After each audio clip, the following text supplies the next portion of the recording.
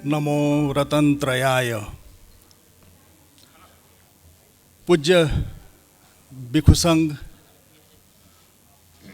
मंच पर विराजमान अंतर्राष्ट्रीय बौद्ध शोध संस्थान के अध्यक्ष जी, परम पूज्य बदंत शांति मित्र जी, संस्थान के माननीय निदेशक, जो उपासक लोग भोजन नहीं किए हैं, पीछे है भोजन व्यवस्था है, आप लोग भोजन करें। अंतर्राष्ट्रीय बौद्ध शोध संस्थान लखनऊ के माननीय निदेशक डॉक्टर राकेश सिंह जी,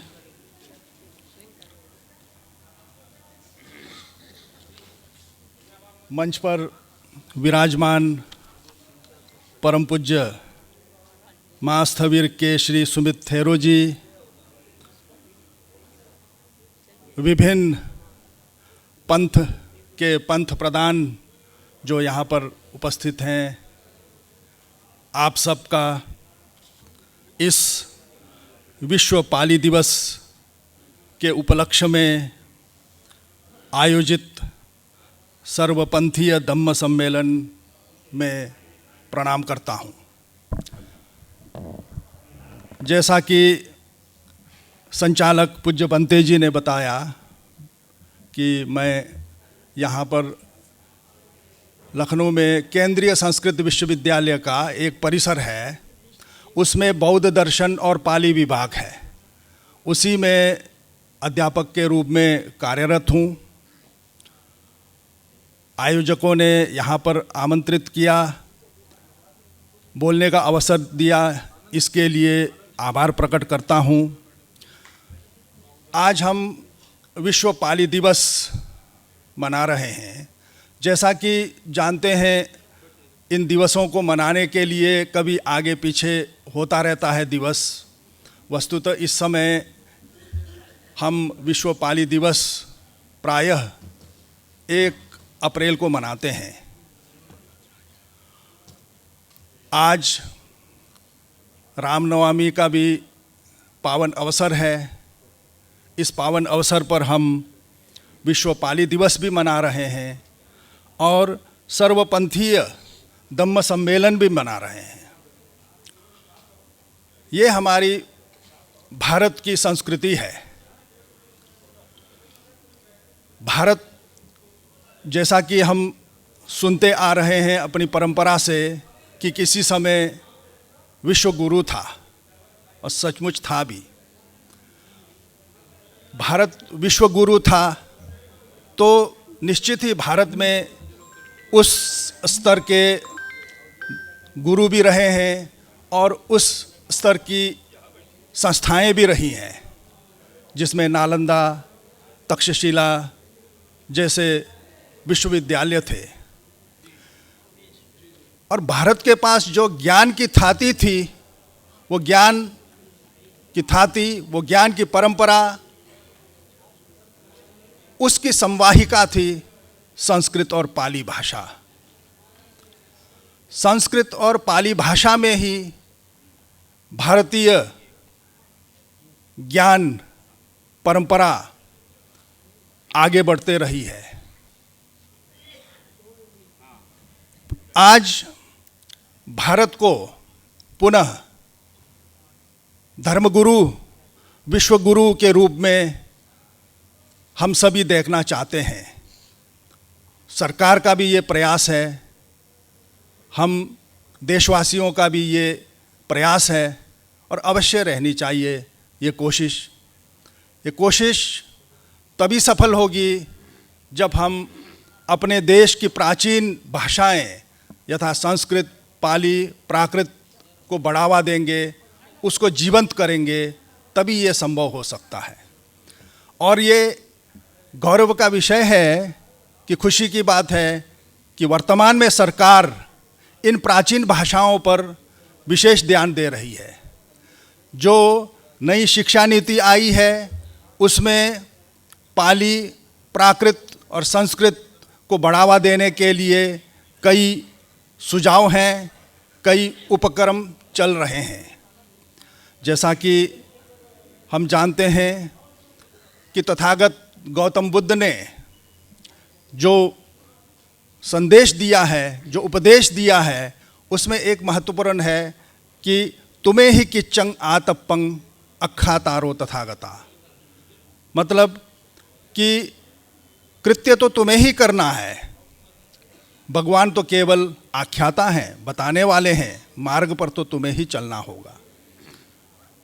ऐसे में भाषाएं और ज़रूरी हो जाती हैं, क्योंकि किस पथ पर हमें चलना है यह हमें महापुरुषों ने जिस भाषा में बताया है वो संस्कृत और पाली भाषा रही है।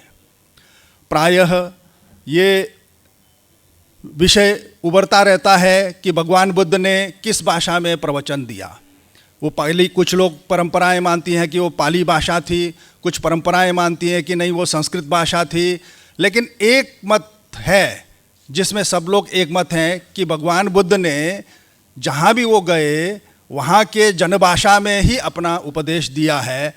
इसको हम बुद्ध वचनों में भी देख सकते हैं, जैसा अनुजानामि भिक्खवे सकाय निरुत्या, ऐसा कहा है कि अपने अपनी भाषाओं में बुद्ध वचनों को आप समझ सकते हैं, समझा सकते हैं, ये कहा है।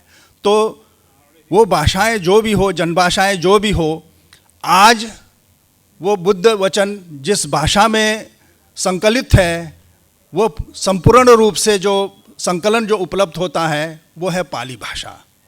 पाली भाषा में संपूर्ण त्रिपिटक उपलब्ध होता है।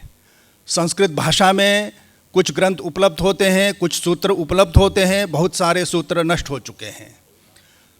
जो बौद्ध दर्शन है उसके प्राय अधिकांश ग्रंथ संस्कृत भाषा में अवश्य मिलते हैं, और बौद्ध सूत्र जो संस्कृत में थे कभी वो तिब्बती और चीनी आदि भाषाओं में हम उसको देख सकते हैं। आज उसका प्रयास हो रहा है चीनी भाषा से, तिब्बती भाषा से, उसका संस्कृत में पुनरुद्धार का कार्य भी हो रहा है।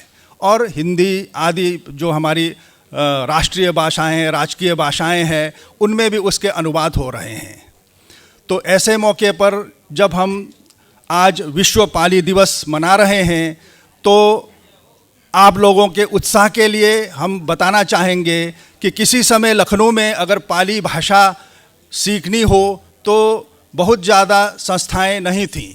लखनऊ विश्वविद्यालय में संस्कृत विभाग में ही एक पत्र पाली का अध्ययन कर सकते थे, लेकिन आज अंतर्राष्ट्रीय बौद्ध शोध संस्थान में पाली में बीए स्नातक का पाठ्यक्रम चल रहा है। यहाँ से बहुत सारे छात्र छात्राएं पाली सीख रहे हैं और आगे बढ़ रहे हैं। इस भाषा को बचाने के मुहिम में ये संस्था अपना योगदान दे रही है। और आप लोगों के लिए एक और विषय में आप लोगों के संज्ञान में लाना चाहूँगा कि यहाँ पर जो है केवल बीए तक ही पाली भाषा का अभी अध्ययन हो रहा है, लेकिन यहाँ पर केंद्रीय संस्कृत विश्वविद्यालय जो है उसने अपने लखनऊ परिसर में सत्र 2022-23 से एमए में भी संस्कृत के साथ साथ पाली विषय में भी एमए की कक्षाएं शुरू कर दी है। और यहाँ से जो बीए कर चुके बहुत सारे छात्र छात्राओं ने वहाँ प्रवेश लिया है। वो सत्र अभी चल रहा है, पाली पर बहुत सारा कार्य हो रहा है। आज कई संस्थाओं में भारत में पाली भाषा का अध्यापन हो रहा है। पाली भाषा में जो त्रिपिटक हैं उसका संस्कृत अनुवाद, जिसको संस्कृत छाया कहते हैं, वो कार्य भी हो रहा है। परम पावन दलाई लामा जी के कोशिश से, उनके निर्देशों के अनुसार सारनाथ में जो केंद्रीय उच्च तिब्बती शिक्षा संस्थान है, जो मानित विश्वविद्यालय है, वहाँ पर अब पाली त्रिपिटक को तिब्बती भाषा में भी अनुवाद किया जाने का कार्य प्रारंभ हो चुका है। इस तरह जो है पाली भाषा में जो ज्ञान है, जो ज्ञान परंपरा है, जो ज्ञान की थाती है, वो अन्य भाषाओं के माध्यम से भी जीवित रहेगी, जन जन तक पहुँचेगी लोक भाषाओं में। जैसा कि बुद्ध ने कहा है कि बुद्ध वचन को अपनी अपनी भाषा में सीख सकते हैं, समझ सकते हैं। लेकिन हमको ये बात भी ध्यान रखनी होगी कि जो परंपरा, जो शब्दावली, जो पारिभाषिक शब्द पाली में या संस्कृत में उस समय रचे गए हैं, उसके अर्थ तय किए गए हैं, उसकी जो परंपरा है, अगर वो टूटती है, पाली भाषा का ज्ञान अगर नहीं रहेगा, संस्कृत भाषा का ज्ञान नहीं रहेगा, तो हम उस परंपरा को, जीवंत परंपरा को अपने अंदर अनुभूत नहीं कर पाएंगे। आज बहुत सारी भाषाएं संसार में विलुप्त होने के कगार पर है। एक समय प्राकृत और पाली भाषा की भी यही स्थिति थी। यूएनओ ने इस पर चिंता जताई और भारत सरकार ने उस पर कार्य करना, पाली भाषा और प्राकृत भाषा के संरक्षण के लिए कार्य करना शुरू कर दिया है। ये एक अच्छी बात है। हमें कोशिश करनी चाहिए कि विश्व पाली दिवस के अवसर पर पाली को किस तरह से प्रमोट किया जा सके और पाली की संस्थाएं कहाँ कहाँ हैं, वहाँ से पता करके अपने विद्यार्थियों को, नवयुवकों को उस भाषा को सीखने के लिए प्रेरित करनी चाहिए। लेकिन एक दुर्भाग्य की बात है कि किसी समय यूपीएससी में पाली भाषा को लेकर के भी परीक्षाएं दी जा सकती थी, वो फिलहाल उसको रोक दिया गया है। प्रयास रहेगा तो वो भी सरकार तक अगर बात सही समय पर सही ढंग से पहुंचाया जा सकेगा तो निश्चित तौर पर भविष्य में पाली भाषा को भी लेकर के यूपीएससी की परीक्षाओं में हमारे युवा लोग बैठ सकेंगे और देश में अपना वो लोग योगदान कर सकेंगे। इस बात को मैं संस्था के जो विभिन्न संस्थाओं के जो पाली के प्रमोशन में लगे हैं या बौद्ध संस्थाएं हैं, उन लोगों से निवेदन करना चाहूँगा कि यूपीएससी के परीक्षा में पाली को भी पुनः शामिल करने के लिए वे लोग प्रयास करेंगे, ऐसा निवेदन मैं करना चाहूँगा। तभी जो है हमारे नवयुवक ज़्यादा से ज़्यादा इसको सीखने के लिए आगे आएंगे। सूत्र पाठ वगैरह मठों में चलता है, वो अपनी जगह है, लेकिन पाली के व्याकरण को समझना, पाली के संदेशों को जन जन तक पहुंचाने के लिए, युवाओं तक पहुंचाने के लिए हम लोगों को विश्वविद्यालयों में भी उसको एक पाठ्यक्रम के रूप में शामिल कराना होगा। और आज इस कार्यक्रम में देख करके बहुत आनंदानुभूति होती है कि अनेक पंथों के लोग यहाँ पर हम लोग उपस्थित हुए हैं, उपस्थित होकर के विचार विमर्श कर रहे हैं, जो कि आज दुनिया के लिए बहुत ज़रूरी है। आज सब जगह कट्टरवाद चरम पर है, बहुत सारी समस्याएं हैं, उन समस्याओं में धर्म के नाम पर भी समस्याएं बढ़ाई जा रही हैं। उस तरह की समस्याओं को समाप्त करने के लिए भारत जो है एक उदाहरण पेश कर सकता है और कर रहा है। यहाँ पर अनेक पंथों के लोग रहते हैं और मिलजुल करके रहते हैं। ये आज ये सभागार भी इसका साक्षी है कि यहाँ पर अनेक पंथों के पंथ प्रधान आकर के अपने विचार रख रहे हैं, उन विचारों को हम लोग आपस में समझ सक रहे हैं। ये बहुत बड़ी बात है। हम जैसा कि बौद्ध लोगों को भी ये बात, हम बौद्ध हैं, जैसा कि हम लोगों को भी ये बात ध्यान रखना चाहिए कि भगवान बुद्ध ने ही कहा है कि यत् सुभाषितम मैत्रेय तद बुद्ध भाषितम, अर्थात हे मैत्रेय, जो भी सुभाषित है वो बुद्ध भाषित है, अर्थात बुद्ध वचन है। जहाँ पर भी आपको सुभाषित मिले, जहाँ पर भी आपको अच्छी बातें मिले, उसको आपको बुद्ध वचन समझना चाहिए, ना कि केवल बुद्ध वचन को ही बुद्ध वचन समझना चाहिए। इस बात को हम लेकर के आगे बढ़ेंगे तो हमारा देश तरक्की करेगा, हम लोग सुख चैन से रह सकेंगे, विश्व को भी अपने विश्व गुरु होने का एहसास दिला सकेंगे। आज ज़रूरत है हम लोगों को कि एक ही वाला संप्रदाय है और एक भी वाला संप्रदाय है।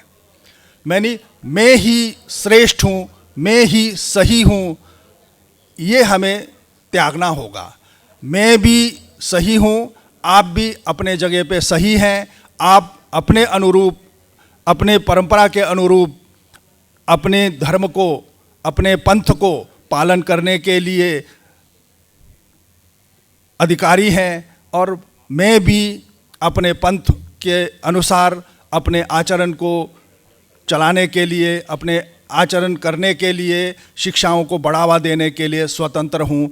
इस तरह के विचार को हम लोगों को अपने अंदर आत्मसात रखना चाहिए, जिससे कि हम जो है विश्व को, अपने भारत को धर्मगुरु के रूप में, विश्व गुरु के रूप में स्थापित कर सकें। विश्व गुरु का तात्पर्य है कि उन लोगों को दिशा दे सकें। आज साइंस ने बहुत तरक्की की है, और वो सब तरक्की जो है इंसान के सुख सुविधाओं को बढ़ाने के लिए किया गया है, ये सब जानते हैं। हर इंसान सुबह से शाम तक कोई भी प्रयास करता है, चाहे वो खाना पीना, गाना, लड़ना झगड़ना, यहाँ तक कि वो सुख की चाह में करता है।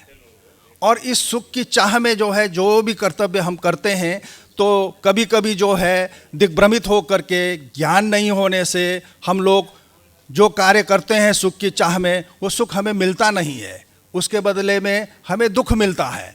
वो इसलिए कि हमने अपनी परंपरा को नहीं समझा है, परंपरा में प्राप्त जो सुख के साधन बताए गए हैं उसको नहीं समझा है। वास्तविक सुख तो तभी है जब हम अध्यात्म पर गौर करेंगे। हम आध्यात्मिक रूप से हमारे अंदर जो राग है, हमारे अंदर जो द्वेष है, हमारे अंदर जो मोह है, उसको हम कम कर सकेंगे, तभी सुखी हो सकेंगे। अन्यथा हम लोग जो है राग द्वेष मोह से ग्रस्त होकर के चाहे चंद्रलोक तक पहुँचे, चाहे मंगल ग्रह तक पहुँचे, हम सुखी नहीं हो सकते हैं। इसीलिए कहा जाता है, विश्व, केवल हम लोग नहीं कह रहे हैं कि भारत जो है विश्व गुरु है, था, वो दुनिया के बाकी लोग जो साइंटिस्ट हैं, वैज्ञानिक हैं, जो परम पावन दलाई लामा जी वगैरह के साथ कभी उन लोगों का संवाद होता है, तो वो लोग भी कहते हैं कि जो प्राच्य विद्या है, जो भारतीय विद्या है, वही वास्तविक सुख और शांति को ला सकता है। इस बात को हम लोगों को ध्यान में रखना है। हम लोगों पर ये जिम्मेदारी है, चाहे शिक्षक होने के नाते हो, चाहे यहाँ पर भिक्षु संघ के ऊपर हो, बहुत बड़ी जिम्मेदारी है। अपने देश को हम विश्व गुरु दोबारा बना सकें, इसके लिए हम लोगों को सतत प्रयास करना होगा। इन्हीं शब्दों के साथ मैं पुनः एक बार संस्था और संस्था के लोगों को आभार प्रकट करते हुए अपने वाणी को विराम देता हूँ। धन्यवाद। भवतु सब्ब मंगलम।